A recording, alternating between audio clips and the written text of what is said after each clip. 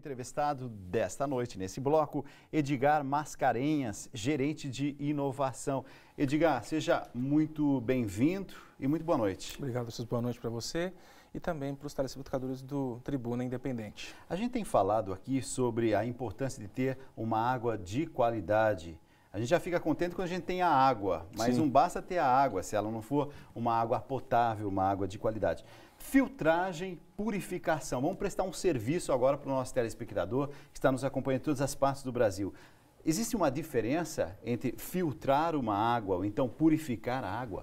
Basicamente falando, o que nós habituamos a chamar de filtro, ele remonta ao primeiro produto que deu entrada no Brasil, mais ou menos nos anos 1920, atendendo a uma demanda das famílias mais ricas que começaram a importar filtros de água, o chamado filtro de barro, que vieram importados da Inglaterra ou da França. A partir daí, indústrias de uma região de São Paulo chamada Jaboticabal, por conta da disponibilidade de um tipo específico de argila, começaram a fabricar as velas cerâmicas que equipariam esses filtros importados. E daí, para elas passarem a fabricar os filtros no Brasil, foi um passo, né? Então, o que a gente chama de filtragem é basicamente uma barreira física que você vai impor um volume de água que passa para partículas sólidas que estariam em suspensão na água. Quando você fala em purificação, além dessa filtragem física que também existe, você começa a agregar uma série de outros tratamentos que são de ordem química e microbiológica, para conferir mais segurança a quem consome essa água. E cada vez mais a tecnologia está bem desenvolvida. Eu estou vendo, inclusive, você aí com vários filtros, é isso? São vários tipos de elementos filtrantes ou de tratamento que vão conferir uma qualidade diferenciada da sua água. Isso tudo ajuda a evitar doenças? Ajuda a evitar doenças. Para que você tenha uma ideia, o último relatório da OMS, Organização Mundial da Saúde, é o relatório de 391 de julho de 2014. Eles levantaram que metade dos leitos hospitalares do mundo são ocupados por pessoas que sofrem de doenças que foram ocasionadas pelo consumo de água de baixa qualidade, que tinha alguma contaminação. Quando você fala em países subdesenvolvidos, esse número aumenta para 80%. Ou seja, a água contaminada, problemas de saneamento, é a marca do subdesenvolvimento. Para você ter uma ideia, as doenças que estão associadas ao consumo de uma água que pode estar contaminada: diarreia, disenteria, hepatites do tipo A e E, giardíase, esquistossomose, poliomielite, ou seja, água de qualidade é sinônimo de boa saúde. A gente está prestando um serviço nessa noite, porque nessa época tem muita gente pegando água de chuva, depois dizendo assim, água de chuva, caiu lá do céu, tal, é ótima para ser utilizada e para se beber. Podemos beber diretamente, sem passar por um filtro, sem passar por esse processo de purificação? O que eu vou te falar pode parecer impressionante, mas nem sequer se passar por um filtro. Por quê?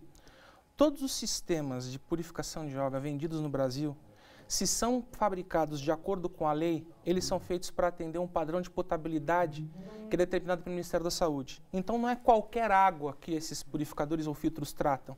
Essa água tem que atender a parâmetros mínimos de potabilidade que são estabelecidos por essa portaria. A água de chuva, você não sabe absolutamente qual é a qualidade da água que cai, não sabe quais são os contaminantes que estão nas superfícies por onde essa água passa, para que, enfim, você possa fazer um tratamento adequado para ela. Você pode usar água de chuva, sim, desde que você tenha cuidados na sua captação, no seu armazenamento, para depois pensar numa distribuição. Para que você recomenda o uso de água de chuva?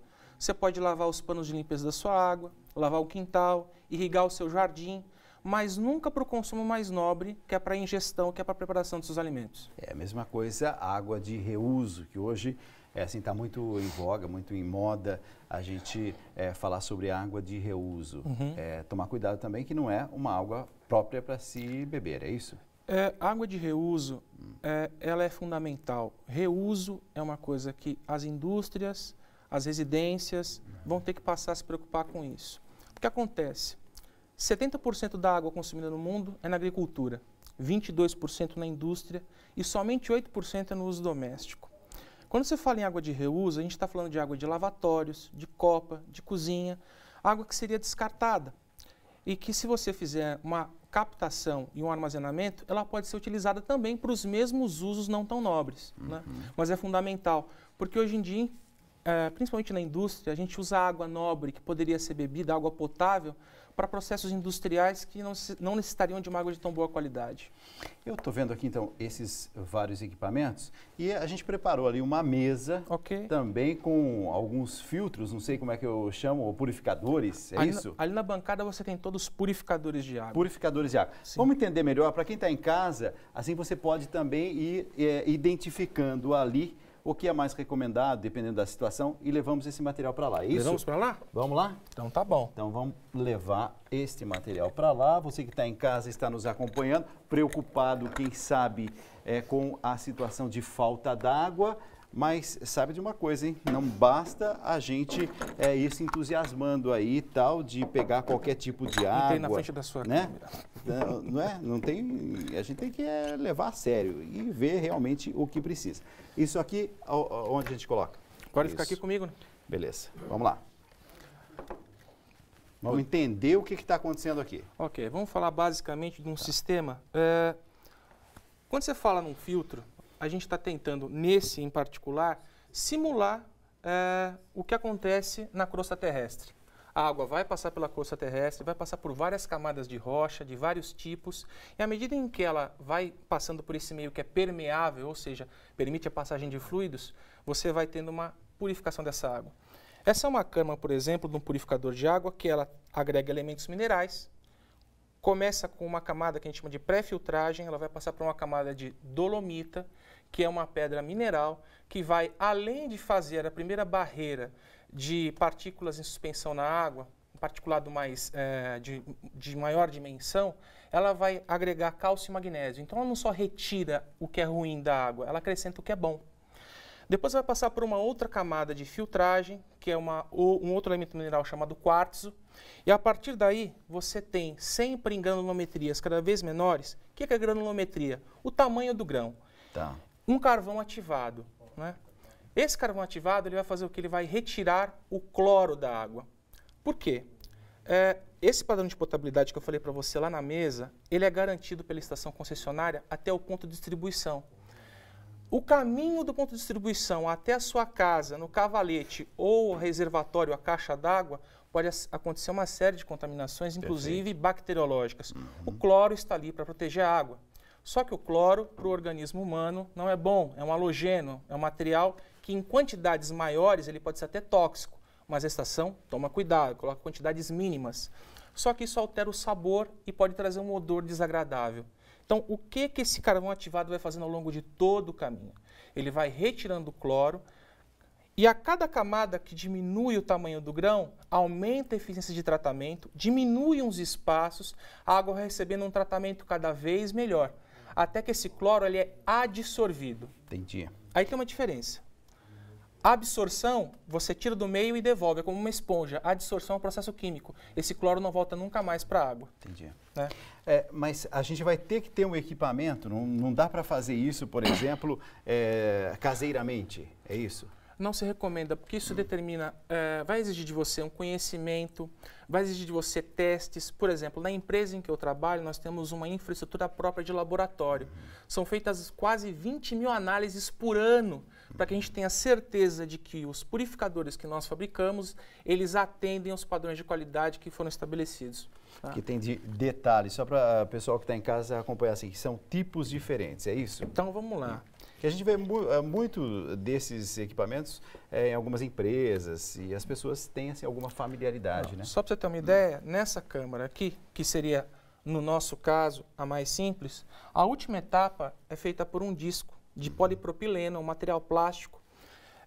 Quando você tem um furo muito pequeno, a gente chama de poro. A pele tem poros, você não vê, mas ela permite a passagem de fluidos, até de ar. Esse filtro aqui, ele é capaz de reter uma partícula 4 vezes menor que uma partícula de talco. São 25 micra, tá? É 1 milímetro dividido por 1000. Tá. É a última etapa desse tratamento. Aí, se a gente for falar em controle microbiológico, tem uma outra tecnologia que é chamada de HF, que é a sigla do termo em inglês, que é hollow fiber, que é fibra oca, que é esse material aqui, tá? É uma fibra de polissulfona. O tamanho de furo aqui é 0,3 micron, ou seja, é 100 vezes menor que esse tamanho de furo. Aqui você retém bactérias, ou seja, se a sua água estiver contaminada com um agente microbiológico, que as bactérias elas são maiores que 0,3 micron, elas vão ficar retidas aqui. Entendi. Né? Outro tipo. E aqui, esse produto, por exemplo, a gente tem uma lâmpada ultravioleta. A lâmpada ultravioleta, ela é eficiente para micro-organismos, só que ela também é capaz de reter vírus. Um vírus chega a ser 100 vezes menor que uma bactéria. Então, o que a fibra oca não poderia reter, porque no tamanho de furo, apesar de infinitesimal, muito pequenininho naquela fibra oca, o vírus, como é muito menor, é capaz de passar com folga. Entendi. Então, aqui você tem uma lâmpada ultravioleta, é um espectro de luz não visível, só que ele tem que ficar protegido. Você tem uma câmara que a água vai passar, ela vai passar turbilhonando em volta dessa lâmpada, e você tem um tubo de cristal, é um tubo de quartzo. Para quê? Você precisa de transparência para assegurar que não vai haver distorção nesse feixe de luz e que a água vai passar de maneira uniforme. Então, aqui você tem proteção física, ali microbiológica para bactérias e aqui você é capaz de matar os vírus. Quer dizer, a gente está falando aqui de tecnologia que vai muito além do que aquela medida que algumas pessoas dizem assim, basta ferver a água. Mas muitas vezes o ferver a água é só um primeiro passo, é isso? Ferver a água, primeiro, você tem que ferver por um tempo certo, um tempo determinado. E ela é capaz de fazer um tratamento biológico, mas aí você tem a questão do tratamento químico. Se você tiver algum agente químico na água, a fervura não vai retirar para você. A temática de hoje ela é muito séria, por isso que a gente está querendo prestar um serviço para você, telespectador, que leve em consideração a qualidade da água que você está bebendo. Nesse período de seca, muita gente está improvisando de mil formas, mas o alerta aqui é para a gente buscar, quem sabe, tecnologias que possam nos ajudar a viver com mais saúde. Edgar, quero te agradecer. O que é que faltou dizer, o que é importante as pessoas saberem? O que é importante dizer é que a gente vive num planeta que, apesar de ser chamado Terra, praticamente 3/4 da superfície são constituídos por água. E isso dá para a gente uma falsa sensação de abundância.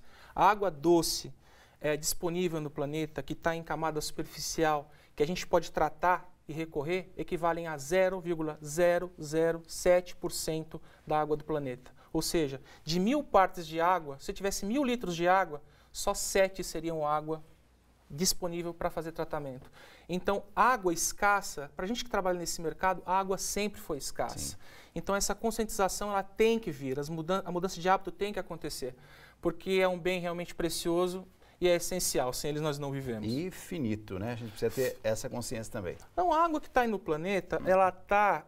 Desde que o planeta se formou, acontece o seguinte, de 1900 até os anos 2000, a quantidade de água consumida no mundo, ela quadruplicou. Exatamente. E até 2025 ela vai quintuplicar. Então o que acontece é que a nossa necessidade de água, ela aumentou absurdamente. Sim, sim. Ok? Edgar, muito obrigado. Edgar Mascarenhas, que nessa noite veio nos alertar sobre a importância de termos água de qualidade.